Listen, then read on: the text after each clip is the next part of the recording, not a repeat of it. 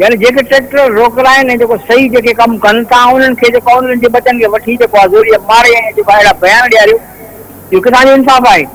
ऐं केस जो रुख मोड़े जेको आहे मुंहिंजो पुटु त जेको आहे कंप्लेनेंट आहे उन ते FIR कट रही आहे मासूक शाह जे ख़िलाफ़ सर्वर मेमोरी जे ख़िलाफ़। मुंहिंजे भाउ जो पुटु आहे उहो हेॾो बा अख़लाक़ माण्हू प्रेप खां वठी जेको आहे मैट्रिक ताईं इस्लामाबाद में पढ़ियो आहे हुनखां हेॾो वॾो तालीम याफ़्ता माण्हू ऐं हुनखां हेॾो मारे अथनि जेको आहे तशदुद करे हुनखां अहिड़ा बयान हुनखे जेको आहे रिकॉर्ड कराया अथऊं।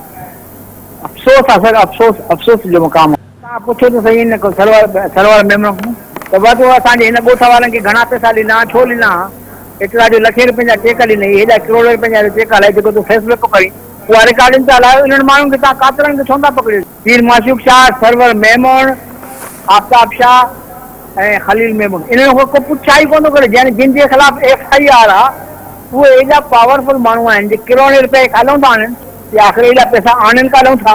ज़मीनूं बि असांजूं कतल बि असांजा ऐं जेको FIR बि असांजे मथां ऐं बयान बि अहिड़ा जेको आहे पुलिस ऑफिसर असांखो था वठनि पिया जेको मारे कुटे जेको आहे असांजे ॿारनि खे था खणी वञनि पिया जेको आहे इहो किथां जो इंसाफ़ आहे?